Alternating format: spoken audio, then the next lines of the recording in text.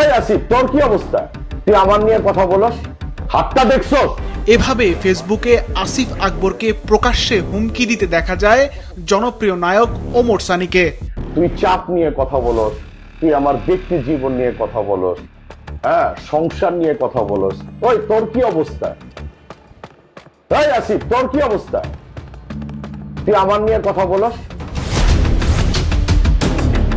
Cricket football প্রসঙ্গে দেওয়া একটি মন্তব্য ঘিরে শুরু হওয়া এই বিতর্ক ক্রমেই মোড় নিয়েছে ব্যক্তিগত আক্রমণে।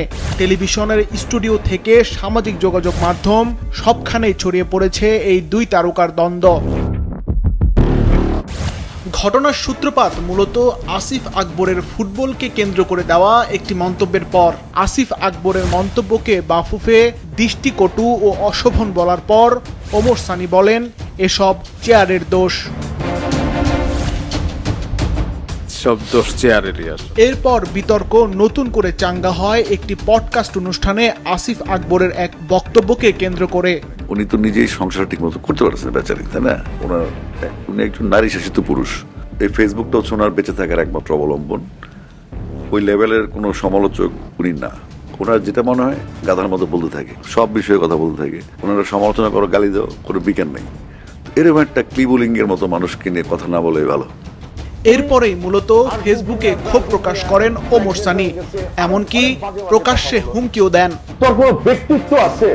টানা তৃতীয়বার অর্জন করেছে দেশের সেরা সুপার ব্র্যান্ড স্বীকৃতি বসুন্ধরা টিস্যু। তুই আমার সম্পর্কে কথা বলস।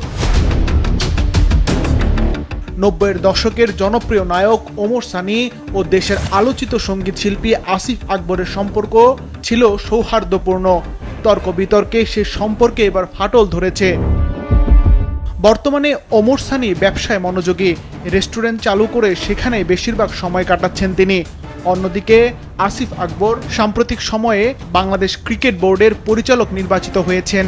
নতুন দায়িত্ব পাওয়ার পর গণমাধ্যমে তার উপস্থিতিও বেড়েছে। চাপটাপ বিক্রি করে ভাবছে এরকম কিছু বললে তো বাফুফে তার চাপটাপ কিনতে পারে। সিফাত রহমান, মাছরাঙ্গা, নিউজ ডেস্ক।